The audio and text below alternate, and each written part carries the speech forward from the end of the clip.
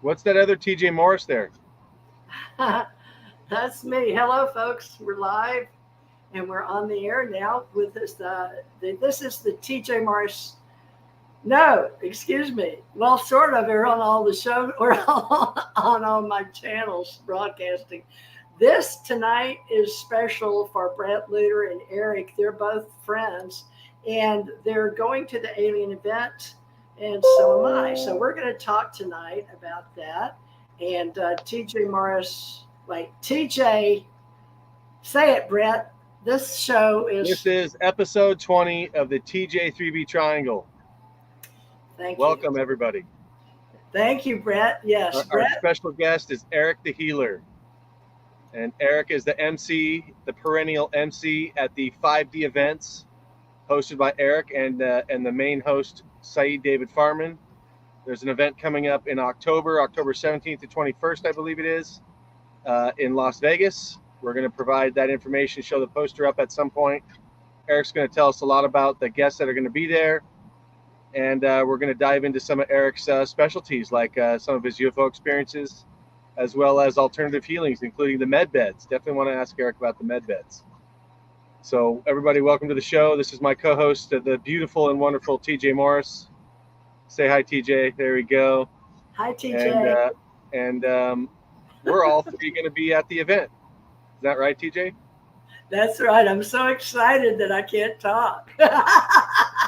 Fancy that. I'm real excited, folks, because I love Brett. He's like a child to me. He's one of my Daring Ascension Center organization children. But he had a father that's passed on up there, and he can tell you all about that when we get to that part with that part of Mount Shasta. I'm sure Eric knows much more about all of that than I do. But we're excited because Eric has been with this alien event, and he started back in the beginning. And I was there too, but I was in Florida or somewhere. And Eric has been with the Alchemy event. We want to talk a little bit about the great founder that has been able to keep it going all the way through COVID. And now he has kudos in a little more, I guess you'd say, respect in the UFO industry, because even though we had so much try to tear us apart in politics in 2016 on Facebook, and our clans split, and that's okay because we're in America. But, we're not going to talk politics, but we will talk about how our UFO event and alien event came together. And so Eric has all the knowledge because he's been there at every one, right at the side. You're like a wingman, Eric, for Saeed, Dave, and Farman. He's a Persian American, great spirit, but he's very much an entrepreneur and businessman. So Eric, why don't you tell us, before we get started on your story, a little bit how you met Saeed. Then I'd like you to talk, or let Brett talk for a minute about how you two met. So will you start with how you got started with Saeed and how you met Brett? Thank you. Okay. Yes. Thank you for having me on your show. It's really wonderful to have you here and talk about our upcoming fun in Vegas, 17th through the 20th at the Alexis Park. And we've been there before, and they've been remodeling, so it's really nice hotel, and it's away from the major strip, so it's across the street from the Hard Rock Cafe. And I met Saeed in the 80s. When I lived in Santa Monica, I talked my parents into moving down from Sacramento to Los Angeles so I could go attend UCLA. I studied producing and directing for film and television and art history and fine arts filmmaking, really art history, a lot of art history too, at UCLA. And I graduated.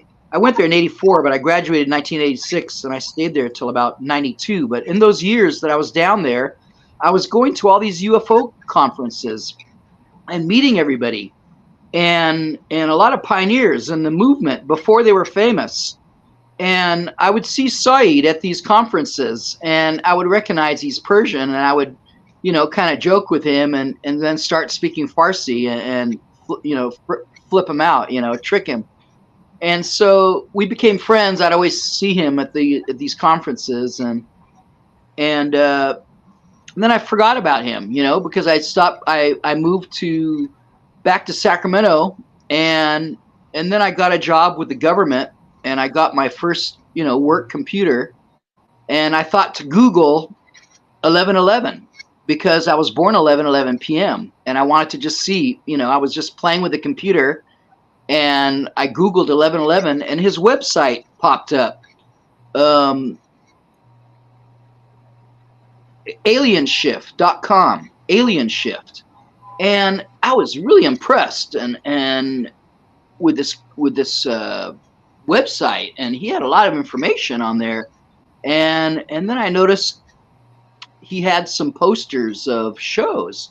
And so I started telling him, I started communicating with him, and what's funny is we didn't know that we were the friends that we kept meeting each other in the 80s. I thought he's this new, I didn't know his real name or his full name, and we communicated just electronically, texting and emailing. And so I told him to put on the posters sodium fluoride, chemtrails, aspartame, he says, but we're not talking about these things. I said, I don't care. Just put these on your poster to get these words out in the realm, and he said, wow, it worked. People came, even though he didn't talk about it. People asked about it. I said, don't worry. These topics will come into use. Okay. And so we worked that way, and he kept trying. He saw that I was a real deal, with the email coming from the government, and an email and a phone number from the government, the state. And so he would try to get me to be a speaker, a whistleblower, and come and speak at the conferences. And I was saying, no, I'm not, my spirit guide said, lay low, lay low.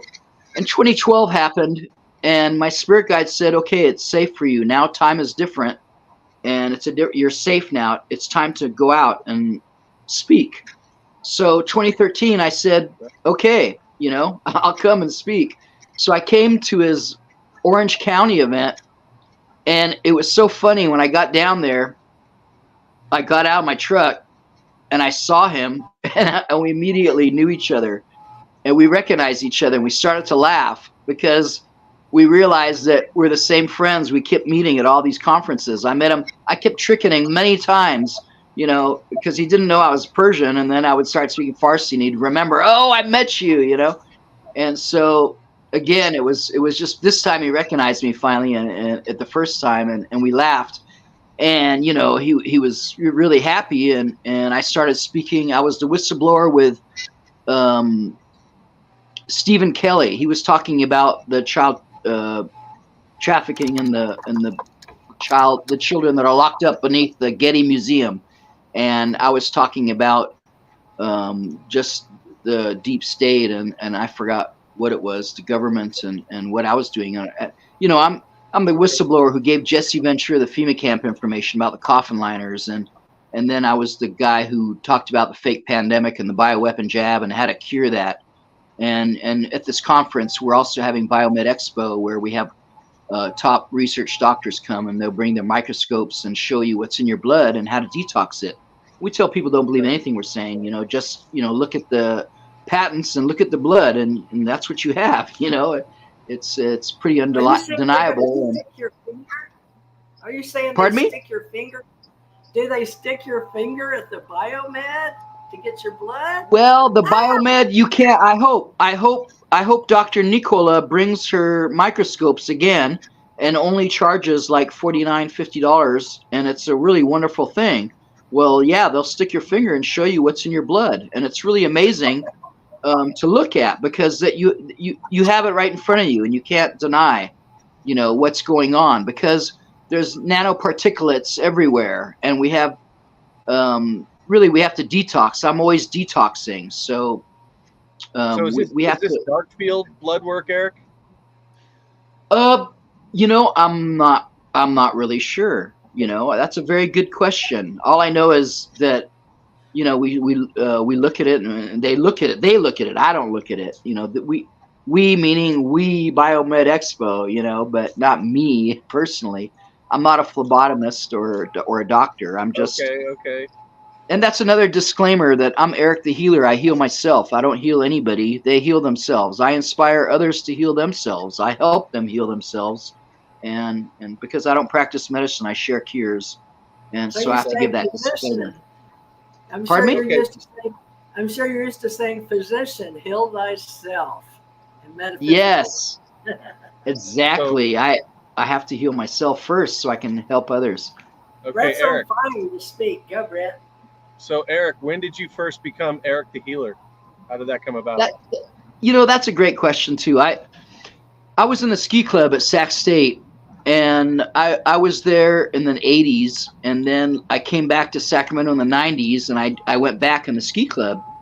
And when I went back in the ski club, there were many Erics in the ski club. There was Eric the snowboarder who had long hair. There was Eric the DJ who had short hair. And there were a couple other Erics I forgot. Those are the popular ones. And then there was me, Eric the healer guy. The healer guy, they called me, because I was always helping. People were injured skiing, and I was always helping them heal. You know, they'd do stupid things and get drunk and then go skiing and get hurt. And so I was kickboxing many years in Los Angeles, and I learned from the masters downtown. Even though I didn't speak Mandarin or Cantonese, I learned how to heal with their liniments, and I had a bag full of Chinese oils and liniments, medicines, and so I would take that with me, and I'd always be sharing it with others, and they'd be surprised how fast it worked and healed, and and I knew how to just help them heal. So I was Eric the Healer. They called me, and then they dropped off the guy, Eric the Healer guy, then it's just Eric the Healer. And then it just became Healer. They called me Healer, so it kind of stuck, and I liked it. And it stuck. So later when we had how'd you meet Yes? How'd you meet Bret? Bret Lueder.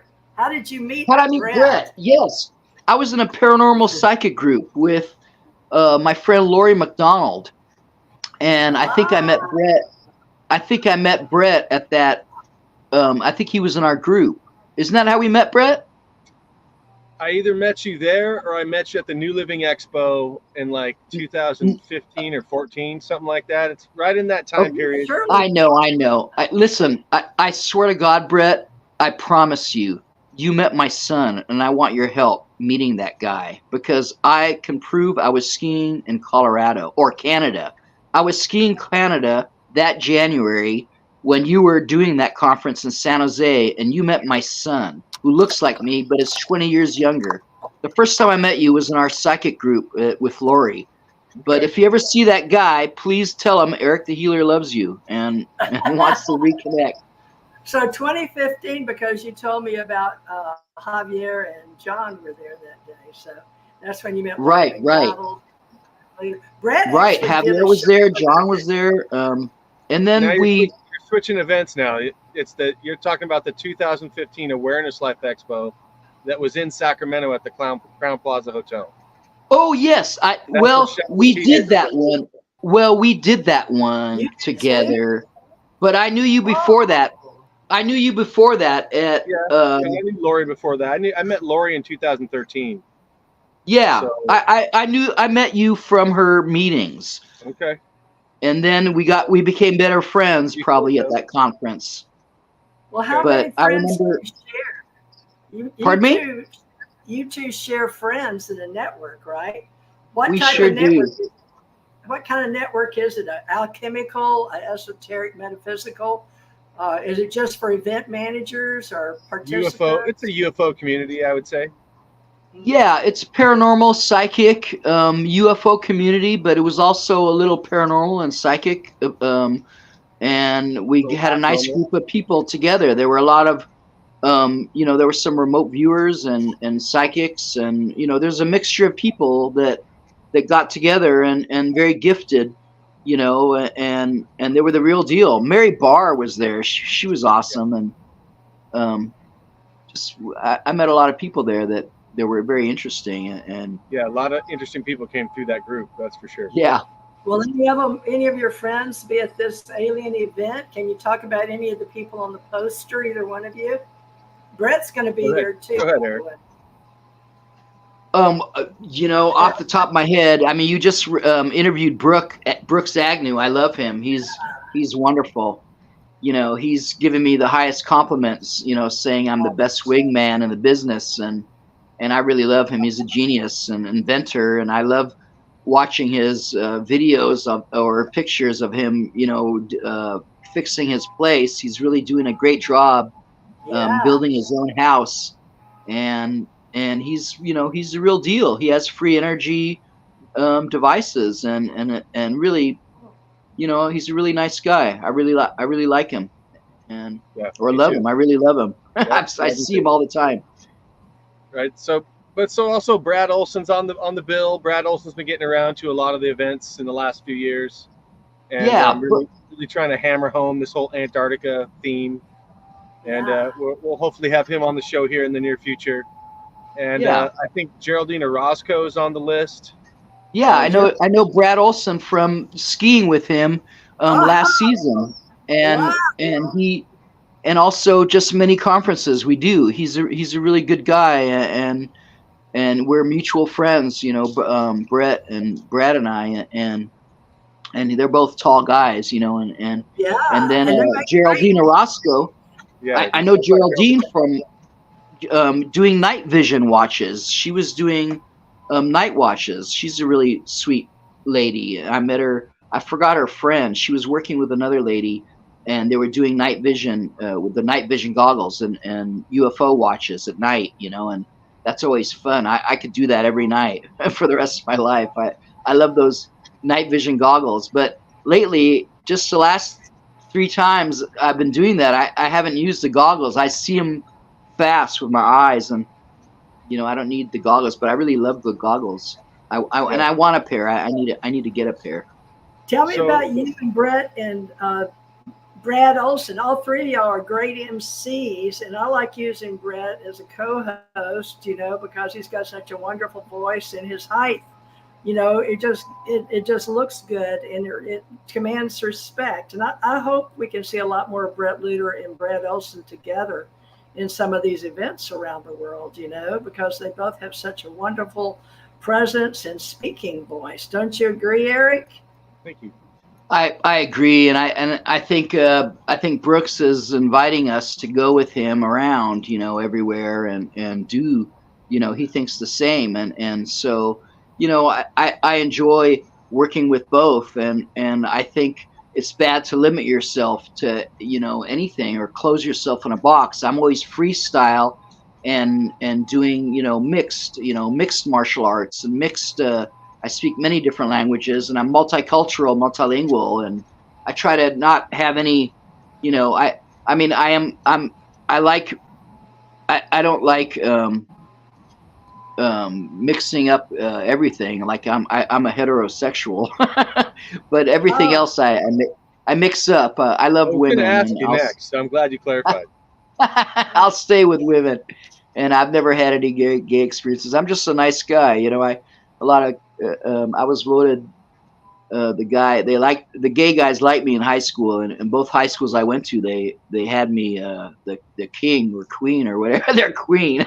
But I said no, I said thank you, but no thank you, But wow. I went to a British school growing up, so I'm kind of soft, but at the same time I'm a Persian Viking, and I'm a martial artist, and street fighter, and even though I'm a soft, nice guy, I'm here to fight the devil, I'm a tough guy, so I'm not intimidated. And pardon me? How tall? I'm only. I used to be 5'10". Now I measured as I'm 5'9". I'm shrinking. It's like Yoda. Yoda used to be 6 foot tall too, until he lived to be 800 years old. Now he's only like 2 feet tall. Yeah, it's funny you say that. When I grew up in Iran, my grandfather told me not to tell my dad, but he was going to take me to meet these hundreds of years old people that were cities. And in Iran, you hear things like that. There are people who are hundreds of years old, and we don't get that much in this country. We don't hear about it much, but now we are. There's, the giants lived long, many years, and these things are real, and so we're really timeless. really we're supposed to live, hundreds of years old, but one of our organs gives out, and we have all this pollution, and they really trick us with spelling and casting spells on ourselves. Singing happy birthday ages you, and recognizing you're another year old, and it really ages you. And we're manifestors, and we have to think timelessly, and because whatever we think, we're correct, and we manifest that. So it's really important to think good thoughts and be happy always, because you have a better life and you attract positive influences. So I try to live my life that way, and share that philosophy with people, and to have the correct attitude. Okay, well, I've been telling people, if this is a world where you can do anything and be anything, just be kind. Be kind, and everything else happens. Be kind, folks. And we are sort of a spiritual science, metaphysical group. I don't know what type of speakers are going to be at this alchemical alien event, but we have the Cosmic Commanders Gathering is under the alien event that I'm marketing and promoting as much as I can. But now Eric has Med Expo, which is also part of it. And we have the alien event here where you can see the posters, but we also have Bizton, BIZTON.com. Do you know the history behind that, Eric? Because that's our top of the line for. Yes, that's it. It's where you can. It's the website you can go to where you get both, and you can buy tickets and do business. And it's just to put everything together in one place. But some of the doctors we work with didn't really want aliens involved with their biomedical. So it was easy for us to just make two posters and have the same venue, but just, I run back and forth, and it's really no problem. But that way the doctors are happy. We try to keep, it's hard to keep everybody happy, but we do the best we can. And I'm really glad. See, why I work with Said is really, he lets me, say what I want and do what I want. And he listens to me and lets me, make the suggestion that we keep doing this biomed, because it's important that people know what's going on. Because there was like I said, I was the guy who gave Jesse Venture the FEMA camp information, and what were these coffin liners for? And I realized what they were for when this pandemic started. And I mean, it was verified. I always secretly knew and even voiced it. And so you have a voice. You're like, you went to these psychic events, and you're psychic. So you empathically, or something from your past lives, are just connecting to the Akashic field. You know some things, and then they manifest, or you can visualize them. Why don't you tell us how you do that for people? Because everybody has the gift. Not everybody uses it, right? And we're going to be teaching and using that. Yes. Seventh sense at this event. Go ahead, Eric. Share I'm really glad you said that, because everybody, psychic ability is our sixth sense, and many people get voices, but they don't listen to their voice in their head. And when they don't, it always tells them later, see, you should have done that, and they regret it later. But, we have to, basically, we're too loud and noisy in our heads, and we don't pay attention to our higher selves, and we're all connected. People ask me, what to do to ascend, and what should we be doing? And I laugh and I say we were born, knowing everything, and then we're conditioned by society and our parents not to believe. And what we're seeing as children, ghosts, and the boogeyman under our bed. And because these things are real, and they're seeing something in other dimensions, as scary as that might be, and so we have to get back to where we once belonged. We have to get back to remembering, who we are, where we come from, and listen to that higher voice, because we're all psychic. And it just, I have verification many times when you think, I mean, it happens to us all the time. You think of somebody and then they call just then, or you somehow you were buying something and somehow your voice tells you buy 2 or 3, and then later you realize why you had to buy those 2, because somebody else wanted one, and then you had to gift somebody one in an emergency or something. It's like that. You get verification when you listen to your voice all the time. I mean, as simple as usually I take one doggy bag, a poo bag for my dog. I know he's gonna poo once, but sometimes my voice says take 2 or 3, and I always smile because only that day somebody asked me if I have one, and I just, oh wow, I listen to my voice, and here's how do they know that they were gonna ask me? Nothing happens by chance or accident. See, and we're only experiencing time in these lower densities. It's all an eternal now. And we're everywhere at once, and we have, omni-consciousness, universal. We're all one with God. There's a source that we come from, and when we tie into this, we can know everything. And these are the Akashic records. This is how you get, messages from, being open, and so I try to have people, we have to meditate, even though we don't get in the lotus position or do it, officially on a mat, a yoga mat, or in a class, or, you could do a walking meditation. You just have to have a quiet downtime to quiet the mind and remove the thoughts, or recognize the thoughts and then let them go, and just experience the flow, and try not to think about anything. And it's very difficult. And if you don't do that, if I don't do that, I'm not as relaxed. And also ground. We have to remember to ground and take our shoes off. And, I run a copper wire to my bed, and I sleep touching the copper wire it touches the ground underneath the earth. Oh, yeah, tell us about that. I know Bret wants to talk to you. I'm sorry. He knows you a lot better than I do, but tell me about that. And then Bret, you take over. I'm so sorry. Okay. I'm so excited to meet you, Eric. Can someone go to the website, Eric, and buy one ticket for both events? It's both events. Your ticket gets you into both. Okay, that's the tickets are good for everything. It's one ticket for everything. We're not selling. Yeah, it's one ticket for both events, so it's really 2 for 1. It's a twofer. You're getting 2 in 1, and hang out, stay at the hotel, because the best conferences are afterwards. We meet at the pool, there by the pool, and those are the best conferences. Much better than even whatever we're talking about, because we say what we can't say, and you meet everybody right there, one-on-one. The conversations are worth the price of admission. Just yeah.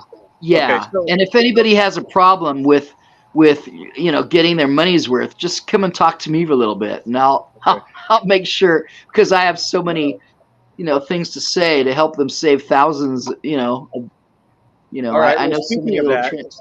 Speaking of that, I have a feeling you've heard of the med beds, and I've been doing a little research on the med beds. I only thought there was like 3 kinds. I saw an article that says there's over 100 kinds of med beds that do a variety of different things, from detox to healing to regeneration. Tell us a little bit about the med beds. Are we going to have any kind of med bed exhibit at the Biomed thing? How can people find out more about med beds? Tell us what you know. Okay, well, med beds has, Trump just talked about it at the Republican National Committee. He said that they've been around for 53 years, and meeting Randy Kramer, Captain K, he talked about his arm being eaten by an insectoid, and then his regrowing his arm in 4 hours. And that's the technology that is capable of doing that. Tell us who Captain K is after you drink your water. Captain Randy Kramer. He's a pioneer in the movement. He's a super soldier, and he's a great friend. I've known him a long time. Right?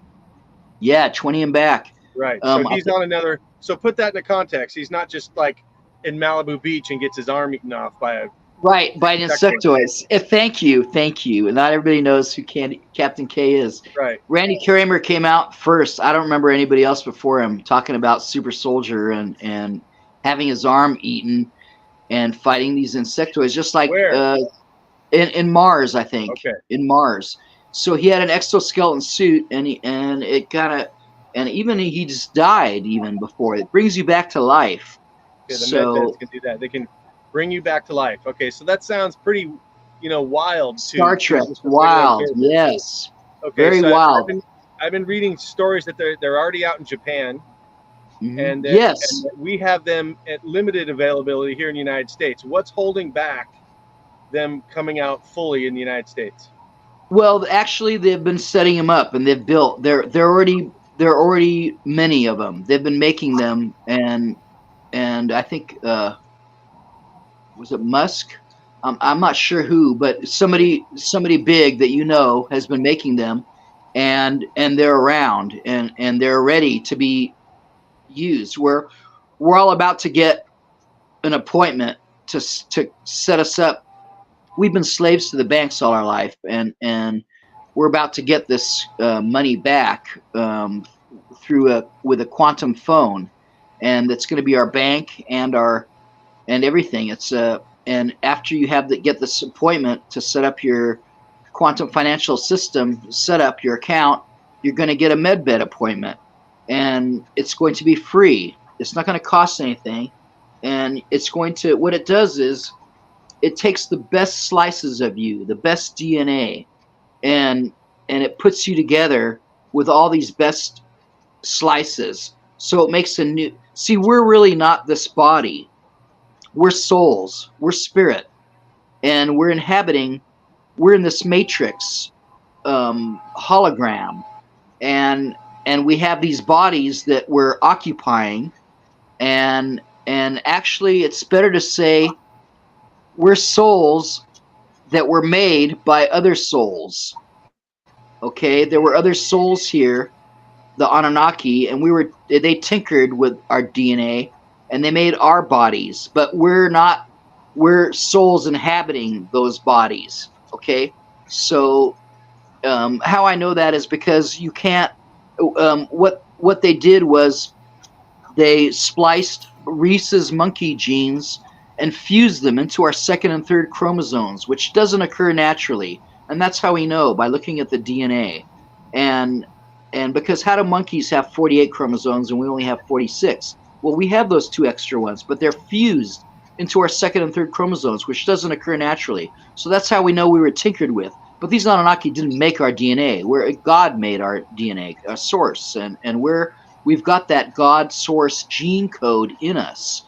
And this is what they use in this MedBed system to make a new us that's perfect. You can get reversed age 30 years, I hear, up to, and you can change your color, eyes, hair, whatever. You can also download what you want to know, I think.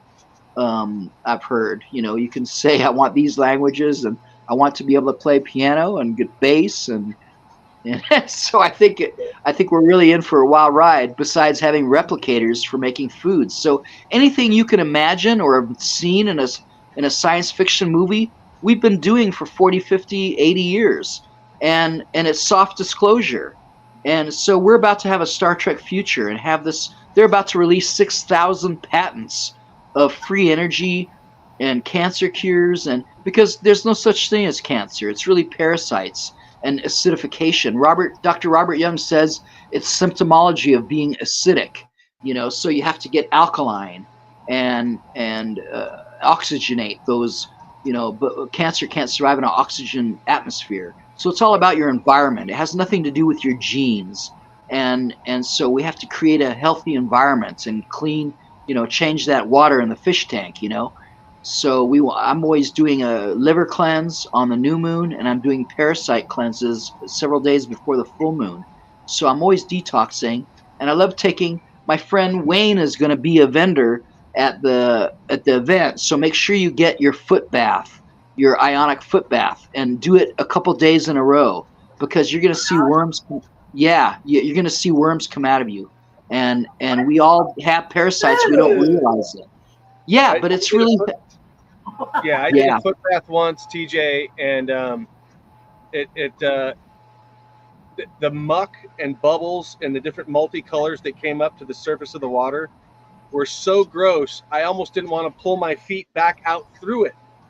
That's how gross it was. But I had to get my feet out. It was gross. I didn't have any worms. Yeah. Thank God, because I've seen some advertisements before I agreed to speak. Yeah, I've seen some recent advertisements where these worms are coming out of the people's bottom of their feet, and that just looks just gross. No, I Luckily, promise that you didn't there were happen to me. several worms. I promise you, they just didn't show them to you, but I promise you, there's always it's easy. They're in our feet, just in our feet. You know, that's just the extra. You know, that is already in the feet. You know, but Well, I there's thought it more comes in out our of your feet body. because of gravity, Eric. Doesn't gravity Right. pull the stuff down, and so it would naturally just wants to exit your feet? That's my take anyway. Yeah. Okay. All right. Yeah. TJ. Let's talk about Wayne is a something great else. guy. Okay, All right, let's TJ's talk about grossed out. something. Let's talk about something else. Yes. I'm yes. sure it's going to be a great show of the biomed part.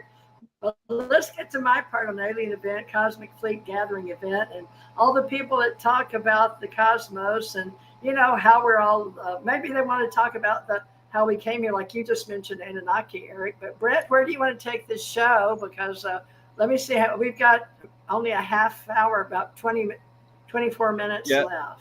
25, 30 minutes left. Yep. So we got not a lot of time, lots of stuff to talk about. Okay, Eric, so one of the themes that we have on the TJ3B Triangle is that we have a variety of contactees on the show.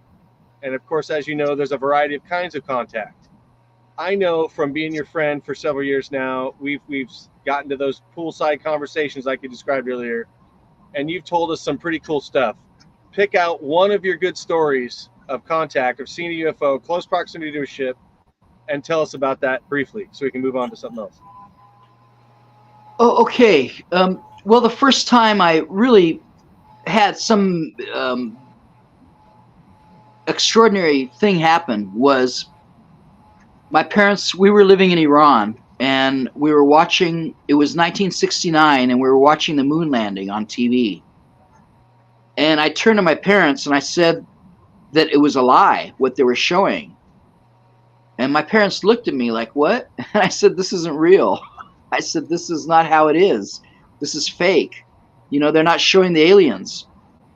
And they were saying, how do you know, Eric? And I said, well, I went there. I was there. And they said, you can fly? You were there? I said, yeah, I flew there and I saw. They said, well, show us how you fly.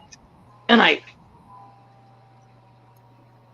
couldn't show them, and they laughed.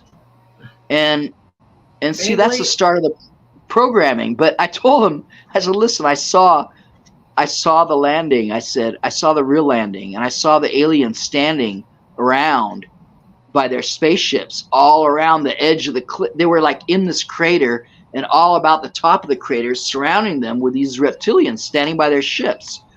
And they weren't respecting them, and they weren't invited back after that landing. That's why we never went back to the moon. But it really happened. I mean, they did. I met Stanley Kubrick, and he told me that he produced the moon landing, and I laughed. I said I already knew that because I went on a field trip when I was in the gifted program to Downey, like where the first McDonald's was, in this like Boeing hangar, and saw the set. And I said, why didn't they throw dirt on the things? It was so clean and it wasn't messy, you know, and it was really, and you know, we're all advanced viewers now, watching all these movies and with all these special effects. If we saw the moon landing, we'd see how fake it was and how it's, you know, aluminum foil and, you know, it's cardboard, and you know, we've got two versions of what you're saying, right? That's why they say, NASA says they lost everything. They lost all the video of their landings and stuff. So how did you get there, Eric? I remote viewed. I astral projected. I thought I flew there, but I mean, I didn't fly there. I just remote viewed it, astral projected. And I realized it later. I didn't know how, but I knew what I knew. A nighttime dream, or is it something that, like Shirley MacLaine went out of body? Yeah, in that one movie. At night when I slept. And I did that. Yeah, I met Shirley in the 80s. She was wonderful. We talked about Oscar Achazo and the Enneagram and her sightings. And, you know, I've been trying, you know, they voted me the guy to greet the aliens when they landed in high school, you know, because everybody knew I was always talking about UFOs and trying to get people to believe in them. And, you know, they always laughed at me and they didn't exist. But there's reptilians and I've worked with them even. I was working for Food, Drug, and Radiation Safety, and my big boss came to my desk, and somehow I learned his age or something, and I told him that he's a dragon.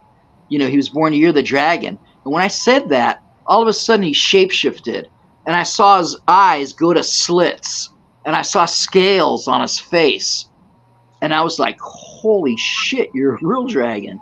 And then he smiled and gave me his address and phone number, and invited me over. You know, after whatever, one day.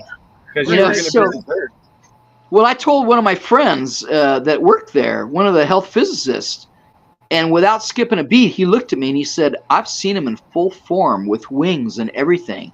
So when he said that, I knew he was Draco, because the Draco are the royalty and they have the wings, the tall ones, and he's tall. Heard that, yeah. So, Okay. so that was another situation. And All right, that's good. TJ, Yeah, I'm go here. ahead. Okay. Yeah. Well, Eric, Follow up. I know you got a question. Eric, is there other beings that you've worked with? Because the Anunnaki are probably the ones that, when I do history on the world religions, the which Anunnaki, those from the heavens came, or those from the sky.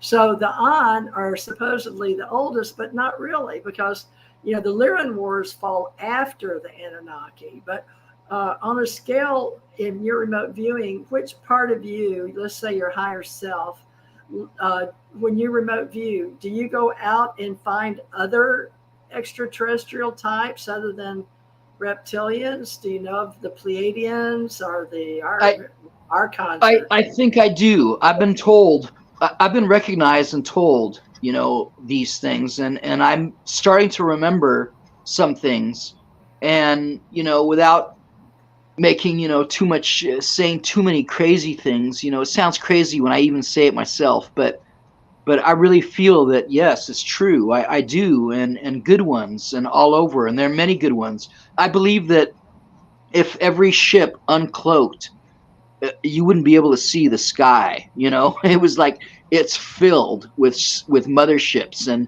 there's something. What happens here affects the rest of the universe, and they've been waiting for us to join. This is the year of disclosure, and we're going to meet our star family, and there's no doubt about it. I don't know the names of where they come from, or who I work with, or what, but they've come to me. They've come to me. System, if you know what I mean. They don't honor our running around Right. the sun as a year. But remember, in the Bible, which most people on this planet really use, even Christians, Muslims do the Quran, whatever. But we've got all these old ancient scriptures, mostly from the Aramaic, and then before that Akkadian, that. And Right. we're all trying to say that we're all knowing that we understand there's that level, whether one wants to practice rituals or spiritual or certain world religions, but we're trying to treat everybody, regardless of the melanin in their skin or the color or what part of the world they came from. Although it seems to be people are starting to realize they're more than just human now in this disclosure movement and this new humanity. So I'm part of the disclosure mission for new humanity to get us to the next level, from the 5th level all the way up to the 7th, and to accept our 7 heavens, which is in the Quran as well as the Bible. But, we have celestial, terrestrial, and telestial that at least the Mormons believe in. And I know some of our UFO people started trying to go in that. Roger Moore, if you remember him, a long time ago, the first books. But, if I have to speak, I guess I'm going to have to go on the UFO timeline that honors a lot of our older book writers. And then I grew up with Stanton T. Friedman, J. Allen Hynek, and I'm going to speak on the Roswell just because historically I have a different timeline that goes with that story, but due to Reagan. So I'm going to try to be as honest as I can about that. But I will be talking about other species that are humanoid and Nordics, and how they helped us, and how we live, and actually how we do some of the things we do. So never done that before. So they're going to have to come in person if they're a commander, and sort of join the cosmic gathering of the commander so we can join in the actually the Allied Command. Well, Bret, I know there's a lot of people that don't do remote viewing, nor have they had out-of-body or near-death experiences, but we welcome all of you light workers and truth seekers, and of course all you mystics, oracle, psychics, and sages. I don't care if we seem strange or not. You know, it's the best life I've had, and my Ascension Center had the esoteric guide we wrote, but actually Bret Lueder is coined with esoteric guide. So Eric, I'd like us to help Bret figure out how many of these alien stories are you going to put in, Bret, with your Ascension? Are you going to put in about the Anunnaki and the Lyran Wars and all of those that we had on Earth thus far? And are you talking about in my upcoming book? Uh-huh. No, in my upcoming book, I'm not necessarily delving into that kind of stuff. That's like content. I do a little bit because the Dulce-based chapter covers a lot of that stuff. Dulce-based seems to be a portal, a jumping point to. Well, those are the grays. There's three or four types of grays, but the Dulce-based, when I was there, they had the smaller grays. But you had some tall ones that was with Eric's friend. He met him. That cut his fingers off. Okay, right. so. Oh yeah, Phil Schneider. Okay, so each of the chapters in my book are really just focused on the basic story of whatever chapter it is. I do one on Antarctica, Dulce-based Mount Shasta, and I go to old stories like Shambhala and Agartha, and then I get into the Richard Sharp Shaver stuff, which is what I'm going to be speaking about at the Alien event coming up in October. What I really try to do is just to tell enough of the stories to show that there's commonalities between all the stories, and then I make the case at the end of the book that it's because it's not a coincidence that all these stories have commonalities. It's because it's a PR campaign, and this information has been slowly released to us for hundreds of years, really thousands. If you want to talk about like the legend of Shambhala, goes back at least 1,000 years, and some say tens of thousands of years, depending on what text, ancient text, or who you want to talk to. So like if you get into the Dulce book by Branton, he is chronicling a bunch of stuff like you're talking about, TJ, where there's this Orion Draco alliance, and it's standing against it are the Andromedans and the Pleiadians, and then that intrigue in space comes down to Earth, and different factions on Earth are backing different people, and some of the dark forces will penetrate into the ground and do underground bases. There's all kinds of that stuff that's out there, but the book would be way too long if I really was going to focus on that. So who does the ant? What's that? Who does the ant people? I haven't seen anybody do a good legend of the ants. I talk about the ant people in my Hopi section, so you'll get a taste of that. I do, yeah, because they're coming from the underground. That's who supposedly saved them underground during a cataclysm, and then taught them how to live, taught them how to grow corn and beans before they let them back up onto the surface. But anyway, so I'm trying to segue back to the alien event because I want to ask Eric a question. Because may I make some statements just on what you guys have said already? Okay. I like what she brought up about the Bibles, because when we confiscated the gold under the tunnels, there were 650 planes needed that the nose opens up to bring all the gold back from the Vatican. And they also found Bibles that were confiscated from the Alexandrian library when it burned. It really didn't burn all the books. They stole it in the Vatican library. So we have ancient Bibles in the Bible that are being translated right now. So we're about to have a new renaissance of religion and thought, because there's 30,000 different Christian Bibles. Which one are you talking about? I studied comparative religion at UCLA, and really what happened was that it was the Council of Nicaea when they got them all together and made one Bible. And so we're really taken off the we don't really know what's going on. So we're about to get major disclosure about, because there are hundreds of books that were taken out of the Bible that we don't get, like the Book of Enoch and other things that talk about our reality. And then you mentioned Shambhala and Dalai Lama. When I met Dalai Lama, my neighbor brought him to speak in Santa Monica Auditorium, and he gave me a front row ticket. But I couldn't go because I was working in the express lane. Nobody wanted to work the express lane. So just before he's about to speak, he came into the store where I was working, and he goes and gets water. And he comes in and he was Man of the Year on all the people in Time magazines, even though he was on the Man of the Year. This was LA, so people thought there were a bunch of Hare Krishnas, religious fanatics. But I knew immediately he was the Dalai Lama because I'm half Persian, and we have the best saffron, and those are saffron-colored robes, and not. Yeah, saffron. Ooh. He came to my check stand. He goes, Eric, and I was so shocked. Like, my name tag wasn't being shown. How did he know it was me? He goes, Eric, I heard you couldn't come to hear me speak. I came to see if you had any questions of me. And I was so shocked. And I said, and the first question I asked was, is there a Shambhala? Is there an inner earth? And he said, yes. There's. How did you know? And I told him I read his friend Tuesday Lobson's book, and that he talked about it in there. And so, and then the ant people, every time I meet Vietnam veterans, I ask them if they escaped with help from the ant people, just to throw it out there.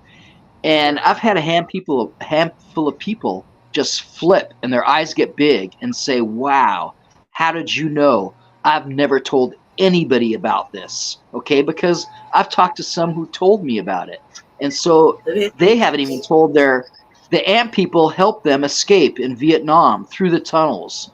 And so we have all kinds of creatures in many different levels.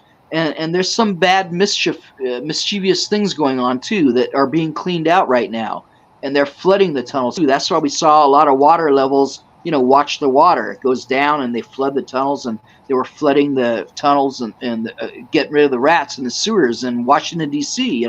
So and then Dulce was the portal. You said that was great. It's true. My friend, I met Phil Schneider. He said he talked about Dulce and what happened and what they opened up into a big reptilian base that they hadn't told them about, and so that it's I really like what you both have shared, and I just had to say those things. Thank you for letting me. Okay, back to my question real quick. So Eric, yes. You talked about seeing people's eyes change from circles to slits. Right. Okay. You know how we have a circle? Hold on. Yeah. So I've seen this happen at UFO events before. Oh, and, yeah. And I didn't know what to do, right? You just look and oh my God, am I really seeing what I'm seeing? So yeah. If people come to this alien event, do you think aliens are going to come to the alien event? Every single time, no doubt about it. It's just, are we open? Are we open to it? I said only human. I don't think just human. Women are better at it. Women are different. They have different powers, and my women friends that are remote viewers, they see things, different. That's why I like all my friends, is because we all have different gifts and we share. Yeah. I've been a man. I've been a man in a past life on many occasions, but this time around I brought in my faith energy and the Atlantis Oracle, and I put it in video form. And Scott Huckabee, which both of you guys know, was on my records, my CDs. Scott Huckabee. Brett, you know him, don't you? I know Scott Huckabee, yeah.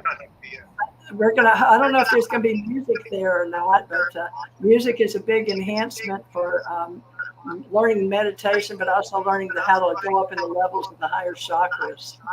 So back to you, Brett. So interesting you mentioned Scott Huckabee. So this is a good transition back to the Biomed event. I met Scott Huckabee in 2006 on the Big Island of Hawaii. I was with my at-the-time teacher, Sonia Kalkar, and we went to the Steam Vent Inn, where Dr. Leonard Horowitz and his family stayed. Wow. And we got to hang out with Dr. Horowitz, and I think Fred Allen Wolf showed up, and Scott Huckabee was there. And so Scott Huckabee took Leonard Horowitz's 53 Martin acoustic guitar and was trying to figure out how to tune the 9-note solfeggio scale to the 6-string guitar. And so he was just experimenting around with different tunings, and we were just in total amazement. So for those that don't know Scott Huckabee, definitely get one of his CDs because they're recorded in 528. But he was in, I think it was in a car accident, and then he was in a coma, and in the hospital he woke up, and if I remember correctly, someone had placed a guitar at the foot of his bed, and he just knew how to play it. So it's just like something happened in the coma, and he just woke up, and man, I've never seen anything like it. He was incredible. Did you call it the Quagmire? To Quagmire? Quagmire from the Family Guy? You mean Dr. Leonard Horowitz? Yeah, there's an echo. An echo developed here in the last like 10 minutes or so. Not sure what's going on with that, but it's so funny you met them together. I met Dr. Leonard Horowitz and Scott together also. And when I first started working, in the beginning, I worked for Dr. Leonard Horowitz, and Scott came as the music at the conference, and I was the MC and the introducing and him, and I really loved Len, and he told me he loved me because I was a food and drug and I was a whistleblower, and so he's a really awesome guy, and then Scott had some problem with his feet, so I did some healing for him and massaged his feet. But he was really amazing with the beads on his feet, the bells on his feet, and then using percussion on the guitar, and it was a really nice style. And then he's got a rain stick. It's like his guitar is also a rain stick. It's got little beads in there, and it's like he really takes it to the next level and makes the music.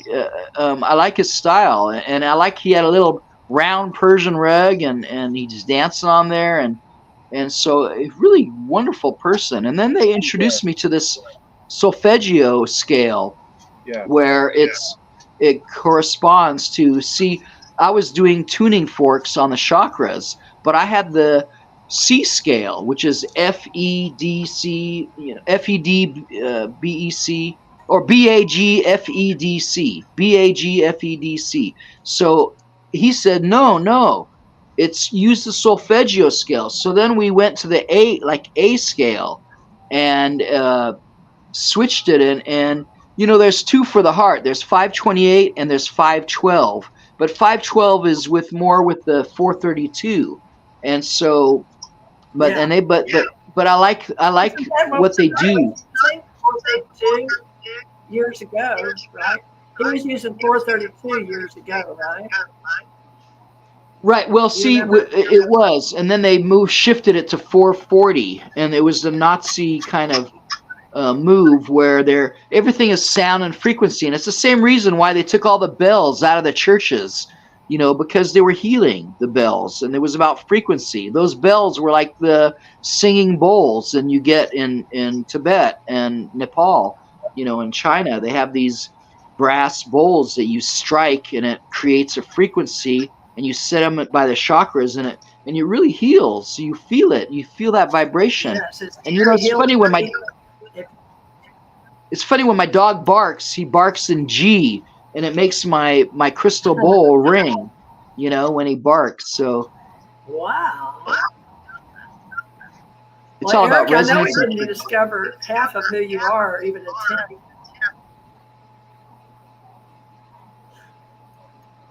Oh, it must be coming from Eric's, I think. I'm sorry? You're the only one echoing, TJ. Well, me a little bit. Okay. Eric's fine. Okay. At least on my end. Okay, I checked everything. Okay, we're about to wrap it up anyway. Yeah, it's a nice. We have to talk again about all the other things we didn't get to talk about, but it's going to be a really fun event, and seeing you guys there, and we go to these events to meet other people like us, our star family that we resonate with, and I really resonate with you guys, and it's no mistake. We all made a promise to be here millions of years ago. And we're all here back together to clean this up. And it's going down right now. Looking forward to it. Yeah, me too. Well, I guess we'll have him back, Brett. Can we have Eric back maybe? At some point, let's have him back. Sure. We just scratched the surface. It's, you know, if I could say a few things to really I'm telling you, there's a movement going on, and this Q business is real. I really met Q, and he's an alien with a heart-shaped skull, but he goes by the name of Jay, and he looks Filipino, but there's a sting operation, and the deep state's going down. These fascist, Satanists that are child trafficking and doing a lot of evil things, it's coming to us. And so we should be ready with these rolling blackouts and have extra food and water and batteries, and we're going to have the largest, grand, massive awakening ever in the history of man through our phone, through the emergency broadcasting system. And all these crazy things we've been talking about for the last decade are going to, we've been helping people get prepared for this, and because it's a large horse pill to swallow, and it's really crazy stuff. But you guys will have no problem because you knew this stuff already. So well, we're helping others. Thank you for having me. You're welcome. Thank you for being our guest. And I think I speak for TJ when I say I hope you're right, and I hope this awakening happens. I hope it happens sooner than later, because I know it's created a lot of suffering on a lot of levels all around the world. And it needs to stop. We should all be abundant and happy and healthy and pursuing our dreams unencumbered. So well, coming together, and meeting each other in person in this reality, it must mean something, because everybody's paying their way to get to Vegas one way or another. So, folks, I hope you'll join us. And Eric, I hope you'll use this and put it out there if you can. Brett, put it out on your Facebook. Do you have the poster? Can you flash the poster, Theresa? It's right there behind us. I know, but people can't see that unless they zoom in. Oh, I don't have a physical reality. Okay, you did with Brooks. I thought maybe you'd have it handy again. That's okay. I did. What's the? If you go to just go to alienevent.com or biomedexpo.com, you get the full posters, and it's no problem. And we'll see you there, hopefully. Those are original. They're not originals. They're duplicate canvases of the alien event and the alien event in Las Vegas, and then the poster. But those change. Those posters change all the time, and they're going to be up. Yeah. Brett's going to be on that one. But we'll get the one with you on there, Brett. He said he still doesn't finalize the speakers till maybe a few weeks or a couple of weeks. Oh, no, well, yeah, I'll call him back, and yeah, I'll talk to the poster guy, and I'll talk to Said and see, about that, because it shouldn't be difficult to get. I like to have Brett on there because I like to keep these. And we need to somehow separate the Zoom in, so we're not false advertising the Zoom in people, because we're going to have quite a few of those, including the Anunnaki scholars, Dr. Philip Alexander Lesson, that goes by Sasha Lesson for many of you, with his wife Janet Carroll Lesson, and they're both Anunnaki scholars, Sitchin scholars, I guess certificate-wise for all the years, but they're really well known for that. And of course, I'll have to be talking about some of the Anunnaki war stuff, because I'm going to talk about the history of the wars. But I'm doing reverse alien technology, how it's going to help us in the future, plus the Roswell event and the other timeline. So it'll be fun. Brett, what are you talking about? The echo's getting worse. I don't know why it came on, but tell us real quick, Brett, what you're going to talk about. My lecture's titled UFO PR, Have We Been Hoodwinked by Word Magicians?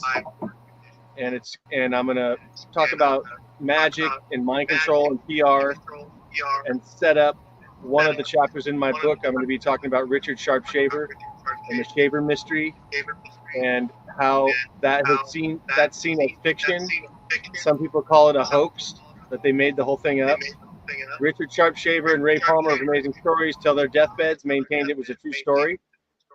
And that's going to be an example of how public relations and narratives, which is a PR tool, have influenced the UFO community. So I think we just lost TJ, Eric. So I'm just going to say thank you. Thank you, Bret. Wonderful. And, it was a pleasure to have you. She's kind of coming back, maybe. Let's see. She beamed back from her ship. She just did 20 and back. Now she's back. Yeah. Right. Okay. Well, we're signing off, DJ. I want to tell you something real quick, Eric. We can't put 14 minutes, so help me solve that issue in quantum mechanics, quantum physics. We can't put 14 minutes back, and that's what's on the watch of some patrolman at one time out west. So, lots to talk about, folks. Come join us. Okay. All right. Thanks, everybody, for watching. Love and light, all you light workers and truth seekers. Come see us. Bye, Eric. Hope to do it again. Bye. Thank you both. I'm trying to end the stream. Maybe I have to touch it. Touch it.